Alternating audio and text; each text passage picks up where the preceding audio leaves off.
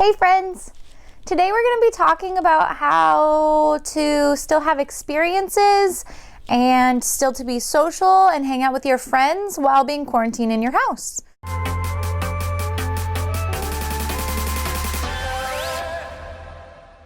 I compiled a little list of ideas of things to do. I reached out, asked my friends what they've been doing. If you have any other ideas or what you've been doing to stay social or have new experiences, definitely put it down in the comments so that we can all learn and we're all in this together. We're all being alone together. So the first experience that you guys can do, which I know a lot of people have, is try something new. Try a new recipe, try painting or art if you've never done art, or calligraphy, or teach one of your children or any children in the household.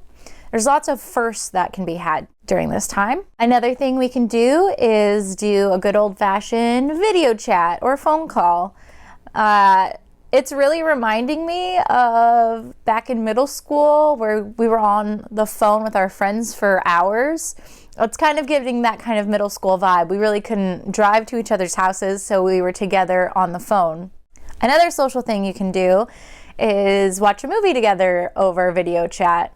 I know that me and my best friend in middle school, we used to do the 3, 2, 1, play, so we could watch a movie together. Well, Netflix actually has been doing watch parties. I haven't done it yet. I'm planning on doing it, but everyone gets on together and one person is controlling the show, so you don't have to do the 3, 2, 1, and you can still watch the same thing together.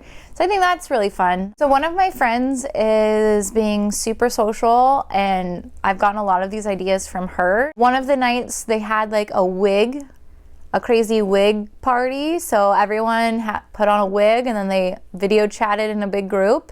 She did a cocktail party where everyone got dolled up in their houses and grabbed a drink and just talked on video chat, and so I'm actually planning one for tomorrow.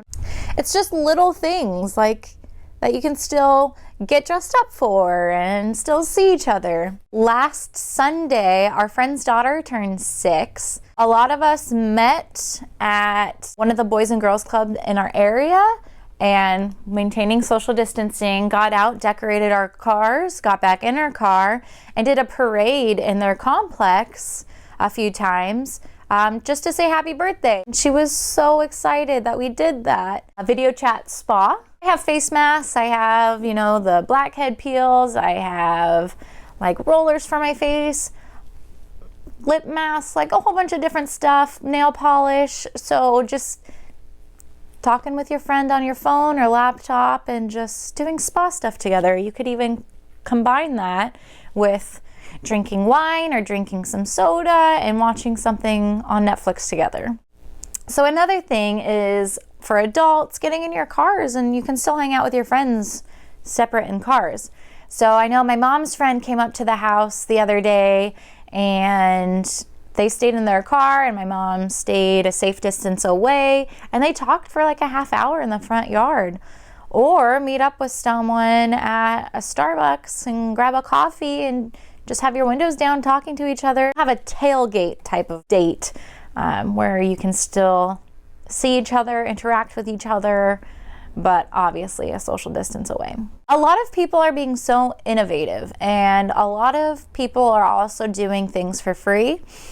For instance, one of my comedian friends is doing a comedy show, Facebook Live type of things. They are doing these shows for free, but they ask if you are still working or if you do have the money, obviously, to donate because they aren't working, so it helps them being able to still provide for their families. So Ty and I have a date to go to a comedy show in our own living room. How fun is that? You still get to have those experiences while still being in quarantine, while still maintaining shelter-in-place social distancing.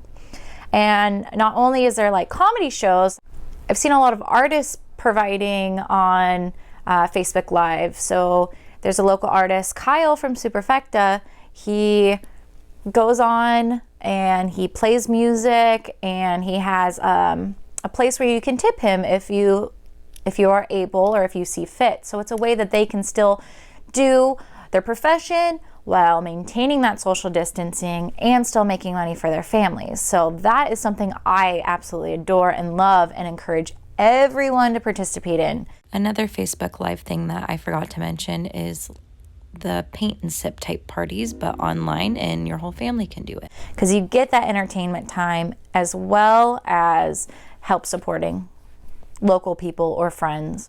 One of my friends has been having beer pong competitions, which if you think about it, it's super simple. You set up your laptop or phone on one end of the table and you're shooting. If someone gets it in, you just take cups away from your side. You're just basically playing by yourself in the means of your actions. However, there's someone on the other end that you get to take away their cups. So they've been doing competitions for money because you can still pay people via Cash App, Venmo, PayPal, etc.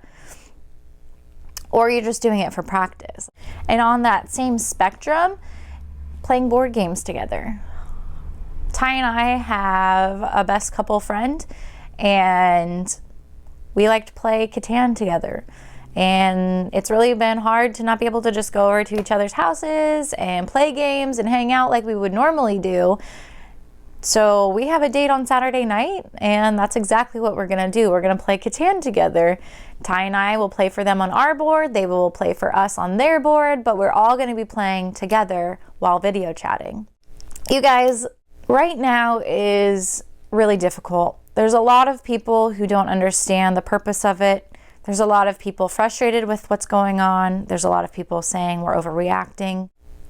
I used to think that we were overreacting. I thought that we were being dumb. Being close to the front line at the hospital and seeing my nurse friends that are actually in the rooms with those patients and seeing what's been happening with Italy, it's very important we do flatten that curve, even if you don't believe in it and if you think it's stupid. There was a nurse, it was either a nurse or doctor in Chicago who said a successful shelter in place will feel like it was for nothing. And that is so beautiful.